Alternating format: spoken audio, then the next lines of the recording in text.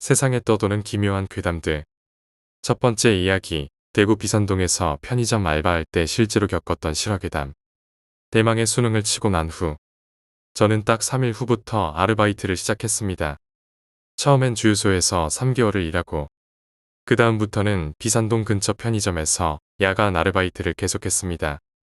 3월 2일, 영남대학교에 입학한 후 줄곧 동네 야간 편의점을 계속해왔습니다. 사실 학교 다니면서 편의점 야간 아르바이트를 한다고 미쳤어 하는 선배나 동기들의 말을 많이 들어왔습니다. 물론 친구들은 그래, 계속해라.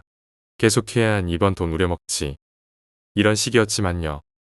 어쨌든 그렇게 학교 다니랴, 밤새서 일하랴 하루하루 힘든 나날이었습니다.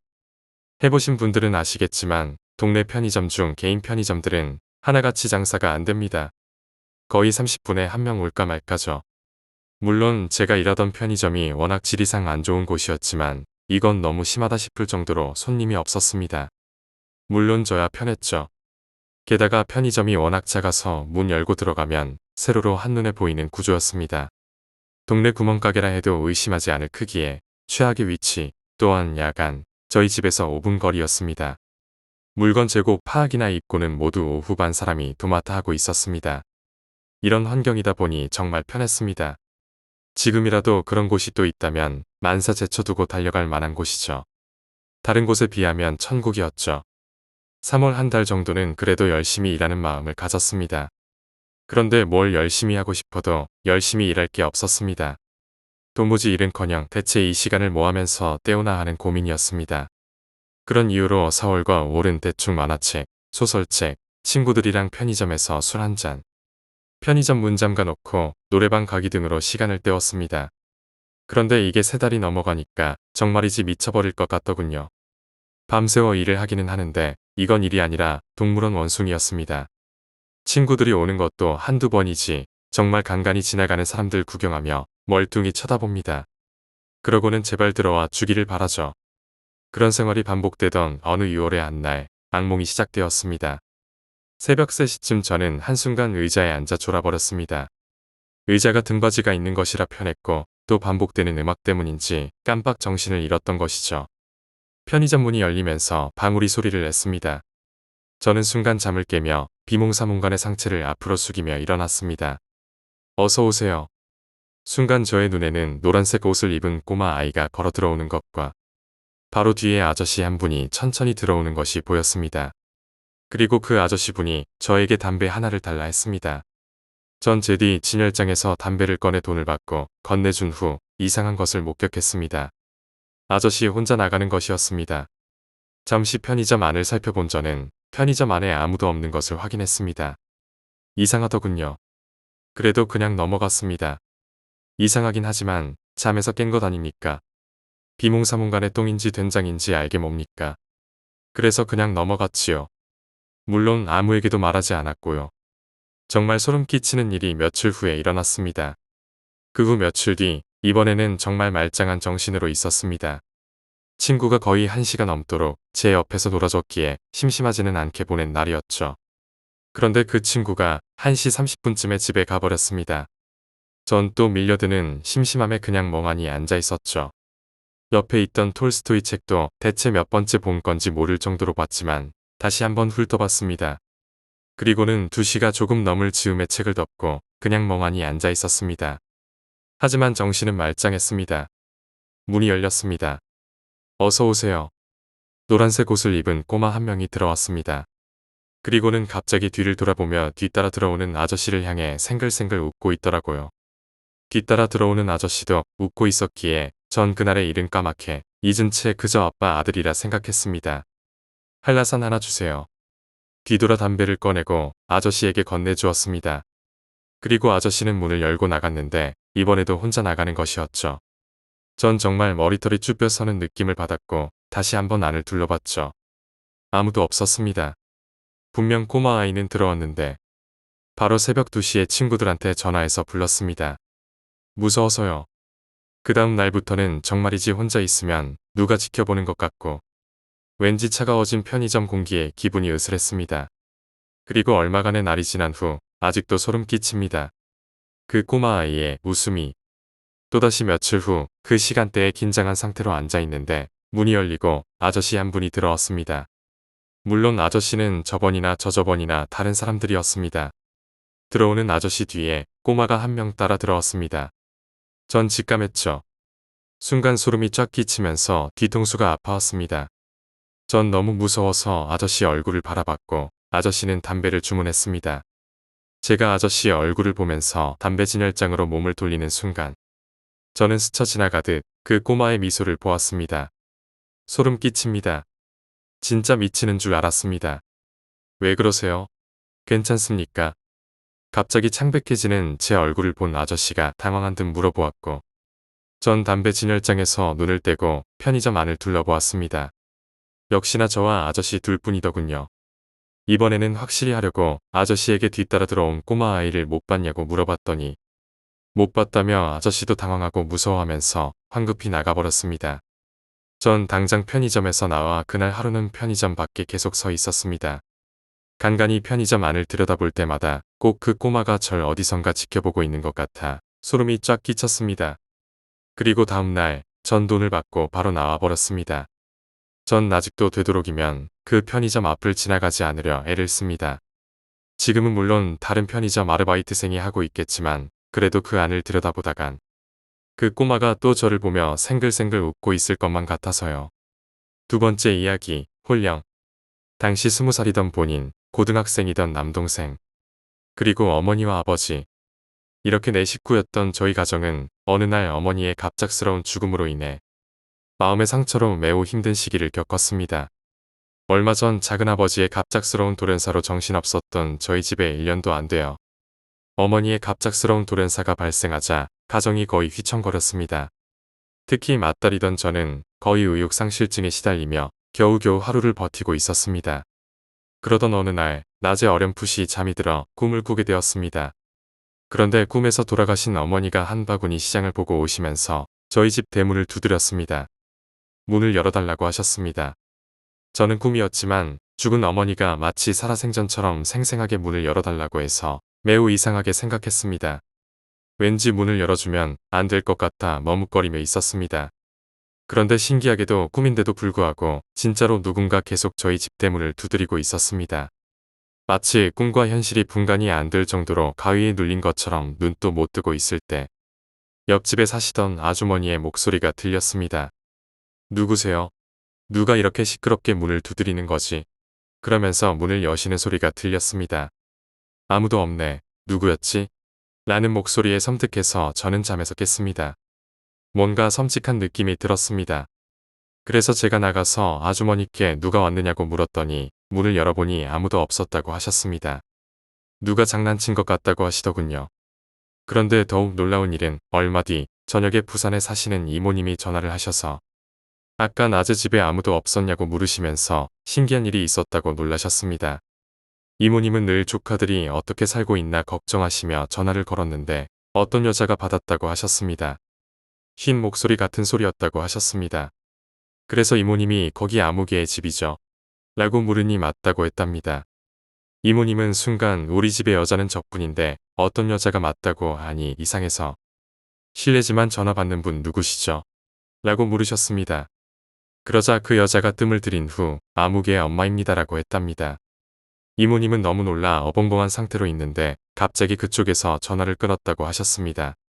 순간 전화가 끊어지고 생각해보니 죽은 언니 목소리랑 비슷한 것 같기도 하고 혹시 잘못 걸렸나 싶어서 제 다이얼 버튼을 눌렀더니 이번엔 아무도 전화를 받지 않더라고 하셨습니다.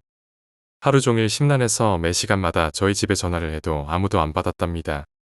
마침 저녁에 들어온 제가 그 전화를 받았을 때 이모님은 매우 흥분된 상태였습니다. 저는 10여 년이 지난 지금도 문을 두드리던 사람과 전화를 받던 사람에 대한 미스터리를 늘 궁금해하고 있습니다. 우연일까요? 아니면 돌아가신 어머니의 홀령이 남겨둔 자녀에 대한 걱정으로 방문한 것일까요? 세 번째 이야기, 허락. 정말 완고한 분이다. 강연수, 오늘이 인생 최대의 위기인가? 따님을 정말 사랑합니다. 결혼을 허락해 주십시오. 정적이 흐른다. 벌써 1시간째 묵묵부답. 내가 그렇게 부족한 것일까? 난 오늘 1년여를 교제해오던 정아와의 결혼을 승낙받기 위해 정아 부모님 댁을 방문하였다. 반듯한 직장이 있고 나름대로 나 자신에 대한 자신감이 있었기 때문에 어렵지 않을 것이라 생각했다. 하지만 정아의 아버님은 생각 이상으로 너무나 완고했다. 정아도 필사적으로 매달렸다. 아빠, 전 정말 현수 씨를 사랑해요. 우리의 결혼을 허락해 주세요. 그러나 들려오는 대답은 아직 나이가 너무 어리다는 것이었다. 지루하게 계속되던 줄다리기에서 아버님이 일어나시며 말했다. 오늘은 그만 가보도록 하게. 이렇게 끝낼 수는 없다. 오늘 꼭 확답을 받아내고 싶었다.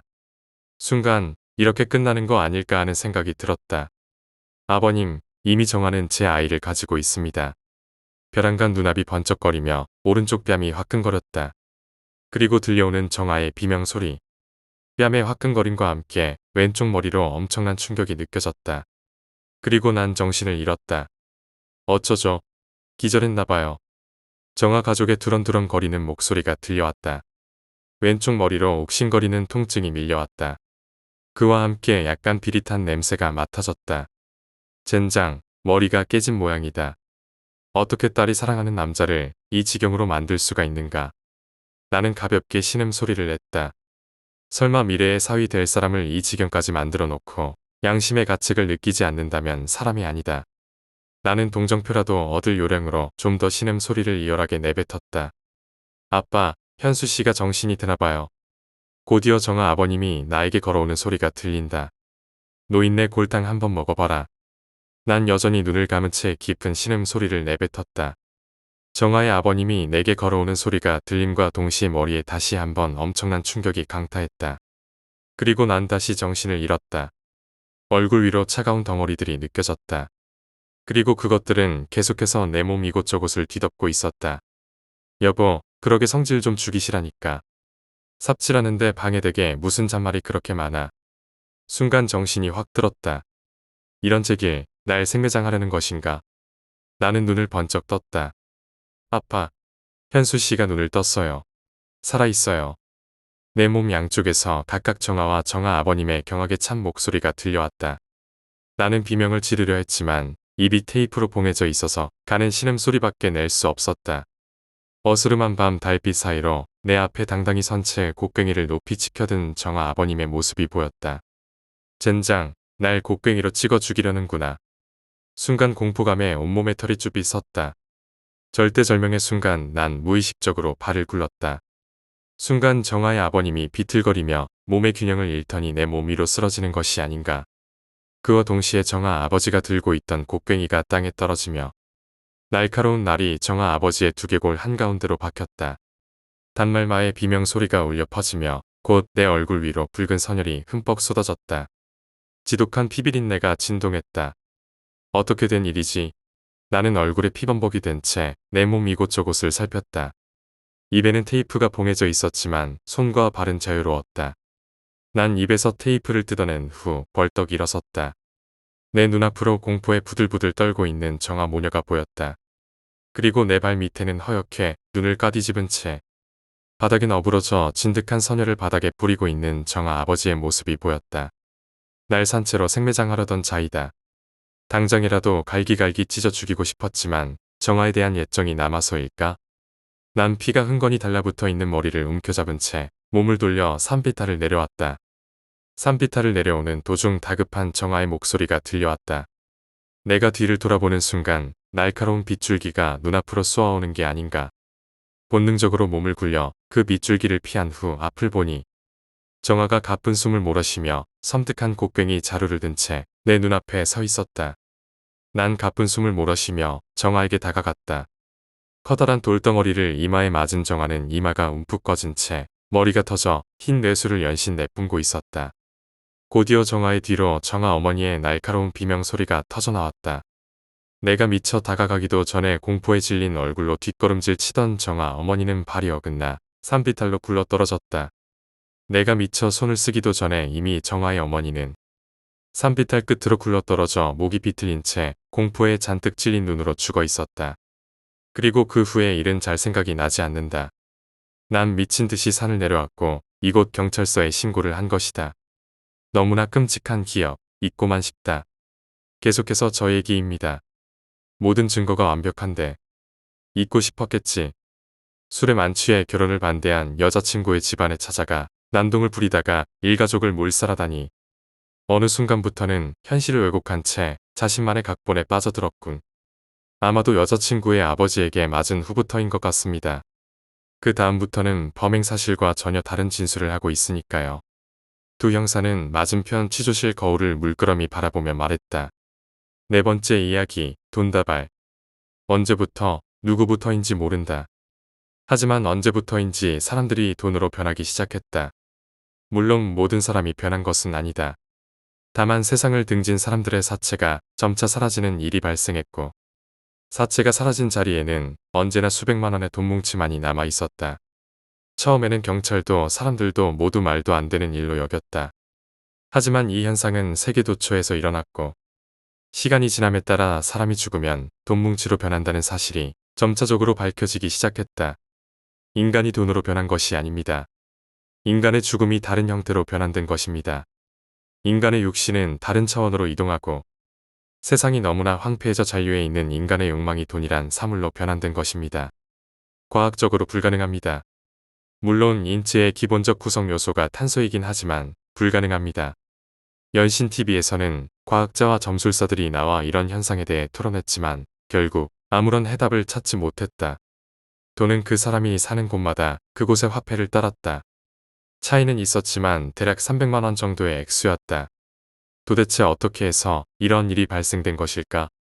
시간이 지남에 따라 인간이 돈뭉치로 바뀌는 일은 점차 일반화되어 갔다. 아무도 그 이유를 알지 못했지만 인간이 죽으면 돈뭉치가 된다는 것은 기정사실이었다.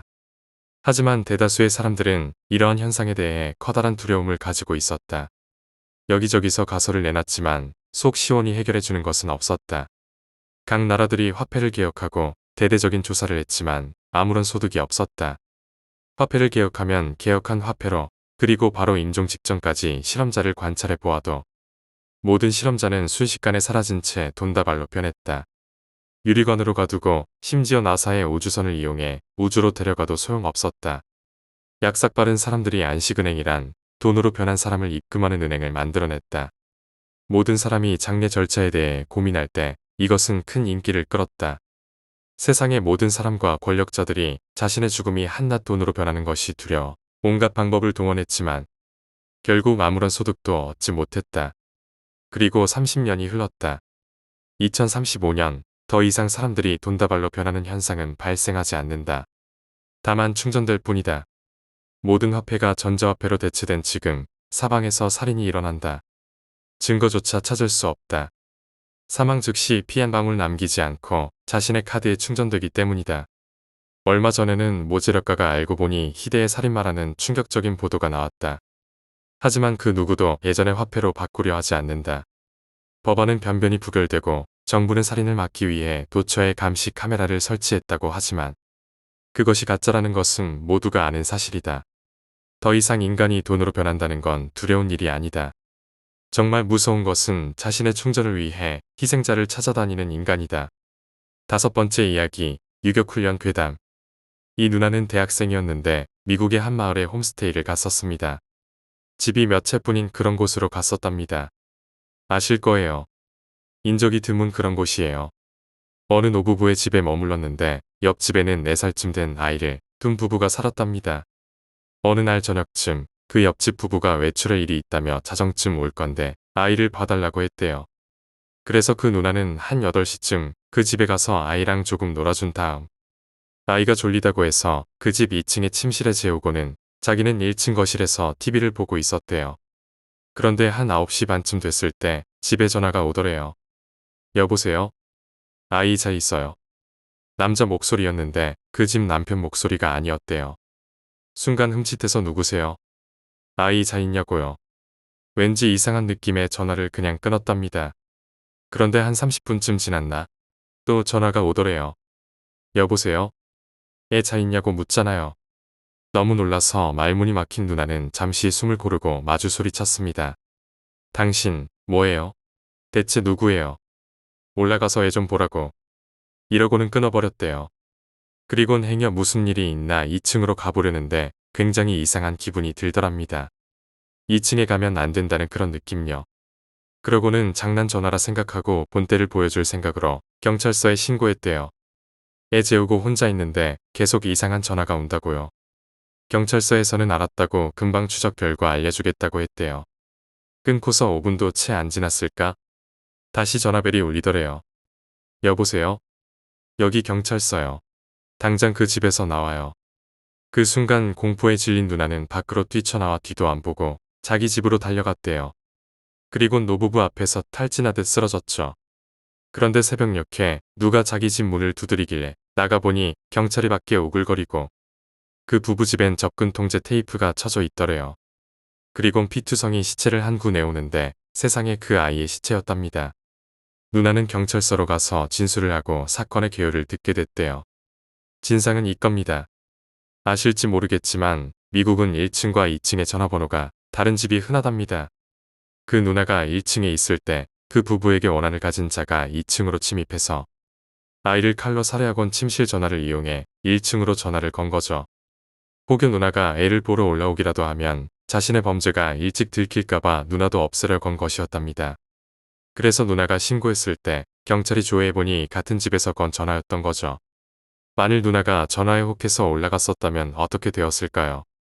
6번째 이야기, 비가 오는 날. 때는 졸업을 앞둔 중학교 3학년 때였습니다. 다른 친구들은 고등학교 준비니 어쩌니 하면서 공부하기 바쁜 시기였죠. 하지만 장래희망이 만화가인 저에겐 먼 섬나라 같은 이야기였습니다. 그날은 겨울치고는 더운 비 오는 날이었습니다. 제가 다니는 서점은 잡지가 그날그날 바로 들어오지 않고 저녁 6시쯤 돼서야 책이 배달되곤 했습니다. 서점을 가기 위해 저녁밥을 먹고 밖으로 나왔을 땐 가로등 하나 없는 짙은 어둠만이 깔려 있었습니다. 버스 정류장에서 15분 정도 기다리니 버스가 오더군요. 버스를 타고 한참을 가다가 서점에서 가장 가까운 정류장에서 내려 마지막 한 권 남은 만화 잡지를 사고 집으로 돌아가기 위해 마주편 버스 정류장에서 책을 보며 버스를 기다리고 있을 때였습니다. 제가 책을 산 서점 쪽에 코트를 입은 사람 한 명이 보이더군요. 다리가 굉장히 길었고 목도리도 허리까지 오는 긴 것이었습니다. 아까도 말씀드렸듯이 제 꿈이 만화가인지라 길을 걷다가도 모델로 쓸만한 사람이 지나가면 머릿속에 확실히 기억해두기 위해 한참을 쳐다보곤 했죠. 그 사람은 모델로 쓰기에 좋은 체형을 가지고 있었습니다. 얼굴을 보려고 했지만 우산을 묘한 포즈로 머리부터 가슴까지 가리고 있었습니다. 때문에 여자인지 남자인지조차 확인하지 못했습니다. 그때 바람이 휑 하고 불었고 그 바람에 제 앞머리가 헝클어졌습니다. 얼굴도 못생기고 머리도 곱슬이었기 때문에 머리라도 단정히 하기 위해 항상 거울을 들고 다녀서 거울을 꺼내 앞머리를 만지고 있을 때였습니다. 가로등이 길 건너편 쪽으로 있었기 때문에 등을 가로등 쪽으로 돌리고 있었는데 뒤통수가 근질근질한 걸 느꼈습니다. 거울의 각도를 그 사람 쪽으로 돌렸는데 순간 15년 동안 살아오면서 처음으로 심장이 얼어붙을 것 같은 느낌이 어떤 건지 느꼈습니다. 머리가 없더군요. 정확히 말하면 머리부터 우산을 안 들고 있던 왼쪽 가슴까지 도려낸 것처럼 잘려 있었습니다. 머릿속에서 별별 생각이 다 들더군요. 예전에 토요 미스테리 극장에서 보면 귀신은 거울이나 사진에는 찍히지 않았는데 어째 요즘 무서운 얘기를 들어보면 귀신들이 하나같이 거울이나 사진에 찍히지. 아무튼 저는 패닉 상태에 빠져 한참 동안 거울을 주시하고 있었습니다. 마치 1초가 1시간처럼 느껴졌습니다. 그렇게 멍하니 굳어 있는데 그 사람도 제 시선을 느꼈는지 다시 우산으로 가리더군요. 때마침 버스가 도착했습니다. 제가 타야 할 버스에서 할머니 한 분이 그 사람 쪽을 향해 이년아 어디서 사람한테 장난질이야? 라고 창문에 머리를 내놓으시고 소리를 치시더군요. 그때서야 버스에 열린 앞문으로 후다닥 뛰어들었습니다.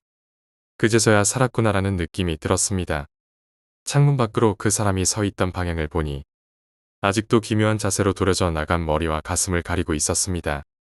이제 와서 생각해보니 그 사람이 두르고 있던 목도리도 짧은 것이었는데 오른쪽 어깨에 걸치고 있어서 허리까지 왔던 거더군요. 다시 본론으로 돌아와서 그렇게 버스는 출발하고 버스 안에는 할머니 한 분, 그 옆자리에 검은 양복을 입은 아저씨 한 분, 20살 정도로 보이는 여자 한 분 그렇게 3명이 타고 있었습니다.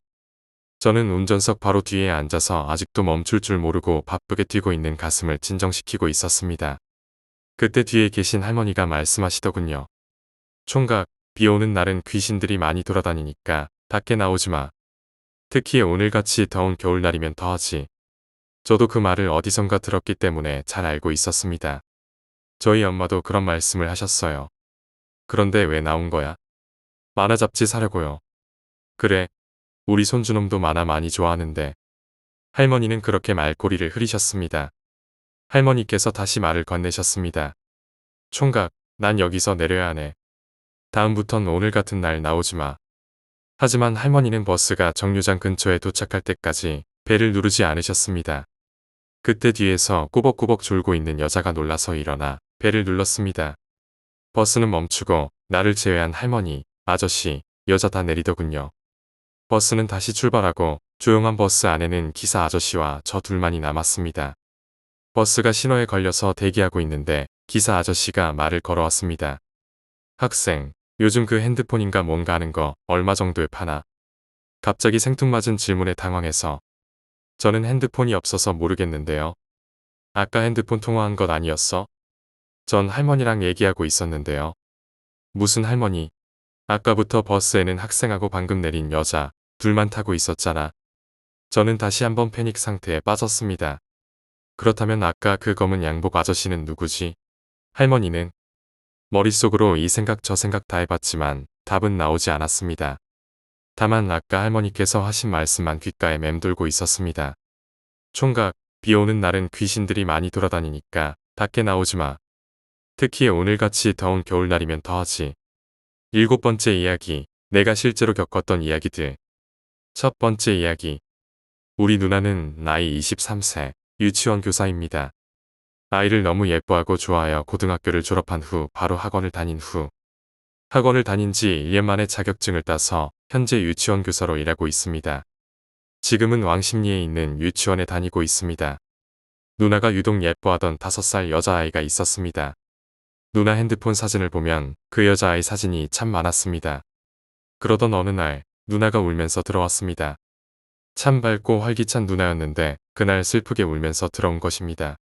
내가 물어보니 대답을 안 했습니다. 며칠 후 들으니 누나가 그 예뻐하던 나이가 교통사고로 죽었다고 합니다. 그래서 그날 그렇게 슬프게 울었다고 합니다. 어느 날 누나와 동대문을 갔다가 집에 오는 길 지하철에서 어떤 할머니가 누나와 나에게 다가왔습니다. 그러더니 누나를 가만히 쳐다보는 것이었습니다. 자리는 옆에 많았는데 난 뭐지 하면서도 그러려니 하고 가만히 상황을 지켜보고 있었는데 갑자기 그 할머니가 누나 위쪽을 보더니 욕을 하는 것이었습니다. 이년아, 썩 안 꺼져. 내년이 뭔데. 난 놀랐고 그 지하철에 있는 사람들 전부 놀라서 우리를 주시했습니다. 놀란 누나는 할머니 왜 그러시냐고 진정하시라고 말렸습니다. 할머니는 누나 어깨를 툭 치더니 말했습니다. 학생, 어깨 아프지 않아? 머리는 또 안 아프고. 네, 어떻게 아셨어요? 학생 어깨 위에 예쁘장하게 생긴 여자아이가 앉아있어. 그 아이가 학생 머리 잡아당기면서 놀고 있네. 그때 누나는 너무 섬뜩해했고 공포감에 오랫동안 시달렸습니다. 그 이유는 누나가 그리 예뻐하던 그 여자아이가 죽은 후부터 그 여자아이가 누나 어깨 위에 올라와 머리를 잡아당기는 꿈을 항상 꾸었었다는 것이었습니다. 그 꿈을 어떻게 아셨는지 지하철에서 처음 보는 할머니가 말하니 어찌 무섭지 않겠습니까? 그럼 그 꿈이라고 알았던 누나의 일이 꿈이 아니라 가위 눌림 사실이었단 말인가? 두 번째 이야기. 오래전 일입니다. 그때 음산한 골목길에 주택가에 친척이 있어서 여름방학 때 그 집에 놀러 갔습니다. 여름방학이라 그런지 평소 무서운 얘기를 좋아하던 나는 사촌 누나, 형들에게 무서운 얘기를 부탁했습니다. 여기 골목 제일 끝집에 작년까지 무당이 살았었는데 무슨 일인지 작년에 갑자기 사라졌어. 문도 열어놓고 갑자기 사라졌어. 그 얘기를 들은 후 난 일부러 그 사라졌다는 무당 집 앞을 지나다녔습니다. 그리고 보았습니다. 그 집에서 어떤 남자가 창문으로 날 째려보고 있는 것을. 더구나 그 남자가 얼굴에 화장을 잔뜩 하고 무당복을 입고 있는 것을. 그 눈은 사람의 눈이 아닌 것 같았습니다. 얼마 후 난 다시 집으로 올라왔고 시간이 조금 지난 후 사촌형한테 얘기를 들었습니다. 그 집 마당에서 무당 변사체가 발견되었다고 했습니다. 죽은 지 반년은 더 된 것 같다고 했습니다. 그럼 그때 내가 본 것은 무엇인가? 세 번째 이야기. 내가 아파트 단지에 살 때 일입니다. 그때도 중학생 때입니다. 우리 집 주변은 전부 아파트였습니다. 어느 날 졸린 눈을 비비고 학교에 가려고 나왔는데 우리 아파트 뒤에서 사람들이 웅성거리고 있었습니다. 나도 호기심에 학교 늦은 것은 까맣게 잊고 가서 보니 아파트 옥상에서부터 연결되어 있는 줄에 사람 목이 걸려서 양옆으로 흔들리고 있었습니다. 후에 알고 보니 도둑이 옥상에 줄을 걸어놓고 베란다로 들어오려다가 잘못하여 줄이 도둑의 목을 메고 그 상태로 죽었다고 합니다. 참, 지금까지 내가 태어나서 본 것 중 가장 끔찍한 장면이었습니다. 처음 시체를 본 날이었습니다. 네 번째 이야기. 역시 중학생 때 일입니다. 내가 중학생 때 우리 아파트 단지는 각 아파트마다 지하를 탁구장, 영어학원, 독서실 등으로 개조해서 활용했습니다. 난 우리 앞에 있는 아파트 영어학원에 다녔습니다. 어느 날 영어 수업이 끝나고 밖으로 나오니 사람들이 몰려 있었습니다. 경찰차가 있었고 난 또 호기심에 구경하고 싶었지만 친구들과 약속이 있어 그냥 지나쳤습니다. 3일 후 친구들과 그 아파트에 바로 붙어있는 놀이터에서 그네를 타고 미니 축구도 하고 있었습니다. 그런데 친구가 신기한 걸 발견했다고 날 불렀습니다. 난 가보니 이상한 말랑말랑한 사람 혀 같은 모양의 신기한 걸 보았고 우린 그걸 몇 번 나뭇가지로 쿡쿡 찌른 후 징그러워서 도망쳤습니다. 그 후 얼마 지나지 않아 난 엄청난 사실을 알게 되었습니다. 그때 아파트 앞에 경찰들이 와 있고 사람들이 몰려 있었던 것은 어떤 할머니가 아파트 옥상에 올라가 자살한 것이었고 그 할머니는 온몸이 분해되었고 다른 부분은 다 찾아 맞췄는데 오직 혀만 못 찾았다고 했습니다. 그럼 내가 그때 갖고 논 건 뭘까요? 이 일은 지금 생각해도 소름이 돋습니다. 지금도 그 아파트 앞에 가면 그 할머니가 죽은 자리에 비석이 있습니다. 우리가 놀던 놀이터 바로 옆에. 여덟 번째 이야기, 지하상가. 그날도 학교를 마치고 집에 오는 도중이었습니다. 차디찬 겨울이었습니다. 그날따라 돌아가신 큰아버지가 생각났습니다. 정말 잘해주시고 그러셨던 분이셨는데 한순간에 사고로 돌아가신 게 정말 믿기지 않았습니다. 어쨌든 집 근처에 다 도착했을 때 저희 아파트 앞에 지하상가가 있는데 저는 매일 그쪽을 지나서 위로 올라오곤 했습니다. 그쪽에 있는 베이커리를 지나 계단으로 올라올 때쯤 한 초라한 아주머니께서 구걸을 하시고 계시더군요. 그 옆엔 종이 상자로 적어 두신 글이 있었습니다. 남편이 심장마비로 죽고 어린아이들을 보살펴야 하는데 정신장애가 있어서 일자리도 구하기 어렵고 빚도 많이 있고 아이들이 굶고 있는데 도움을 부탁드린다는 내용이었습니다. 그때 철없던 저는 장난삼아 아주머니께 10원짜리를 드리면서 500원입니다. 라고 말했습니다. 그런데 아주머니께서는 감사합니다. 정말 감사합니다. 이렇게 말씀하시더군요. 저는 이 아줌마 미친 사람 아니야? 이런 생각을 하며 집으로 돌아왔습니다. 그날 저녁 아버지께서 월급을 타오셨다고 용돈도 두둑이 주시고 나가서 외식을 하고 지하상가로 오던 도중이었습니다. 저는 아침 일이 생각나서 혹시나 아주머니께서 부모님께 말할까봐 돌아서 가자고 말했습니다. 부모님께서는 이쪽이 가까운데 왜 힘들게 돌아가냐고 하시며 가던 길을 계속 가셨습니다. 아침에 지나갔던 베이커리를 지날 때쯤 아침에 봤던 아주머니가 어떤 두 아이에게 국밥을 먹이시는 게 보였습니다. 아마 아주머니의 딸과 아들인 듯했습니다. 그 지하상가를 지나 집에 올 때쯤 아버지께서 그 아주머니가 생각나셨는지 3만 원을 꺼내시며 아주머니께 근처 찜질방이라도 가셔서 주무시라고 전해달라 하셨습니다. 저는 지하상가로 내려가 아주머니께 드리려고 했습니다. 하지만 그때 당시에 3만 원이 거금이었던 저는 고민에 빠졌습니다. 고민 끝에 저는 그 돈을 갖기로 했습니다. 그리고 바로 문구점으로 달려가 평소 사고 싶어 하던 것들을 모조리 사버렸습니다. 그리고 다시 지하상가로 갔죠. 사람들이 하나둘씩 지나가고 그 구석엔 여전히 아주머니와 아이들이 있었습니다. 아이들의 눈은 풀려 있었고 아주머니는 아이들의 눈이 풀릴 때마다 뺨을 때리셨나 봅니다. 아이들의 하얀 두 볼은 벌겋게 부어올라 있었습니다. 저는 그냥 그러려니 하고 집에 왔습니다. 다음 날은 일요일이라 학교도 가지 않았습니다. 저는 친구들과 만나기로 하고 지하상가 쪽을 지나갈 때였습니다. 시끌시끌하고 경찰이 와 있더군요. 저는 싸움이 났겠거니 하며 지나치려 했습니다. 사람들 사이로 어제 봤던 그 아주머니와 아이들이 싸늘한 죽음이 되어 있었습니다. 전 두려운 마음에 집에 바로 와버렸죠. 그날 이후 며칠 후부터 이상한 일이 일어나기 시작했습니다. 그 지하상가의 계단을 올라가던 사람들이 가끔 넘어진다는 거였습니다. 저도 예외는 아니었고요. 이런 일이 반복되자 사람들 입에 그 아주머니 이야기가 나오기 시작했습니다. 계단 밑에서 보고 있다, 돈을 주지 않은 사람들을 잡고 있다 등등 이런 소문들이 나기 시작했습니다. 어느 날, 그날도 학교에서 돌아오고 있었습니다. 그런데 앞에 가던 아저씨께서 갑자기 넘어지시는 거였습니다. 그런데 더 놀라웠던 것은 아저씨가 넘어질 때쯤 약간의 소리가 들렸다는 거죠. 이 사람이 아니잖아. 저는 두려운 마음에 급하게 뛰기 시작했습니다. 그리고 다시는 그 지하 상가로 가지 않았습니다. 오늘도 계단에서 여러 사람들 중 누군가를 찾고 계신 아주머니를 두려워하며